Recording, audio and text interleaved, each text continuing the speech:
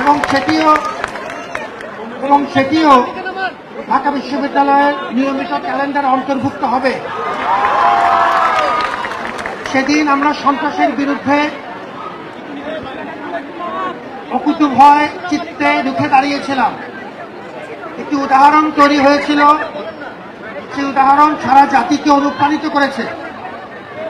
আজকে ঢাকা বিশ্ববিদ্যালয়ের সাথে সাথে আমাদের ডাকে সাড়া দিয়ে সর্বজনতা যারা আমাদের পাশে দাঁড়িয়েছিলেন, তাদের প্রতিও একই সাথে আমাদের এই আনন্দের দিনে তাদের অবদানও স্মরণ করছি এবং তাদেরকে আহ্বান জানাচ্ছি, ঢাকা বিশ্ববিদ্যালয়ের বিস্তৃত পরিবারের এক্সটেন্ডেড ফ্যামিলি একটি নতুন সুযোগ তৈরি হয়েছে। এই সুযোগ ইনশাআল্লাহ আমরা নষ্ট হতে দেব না।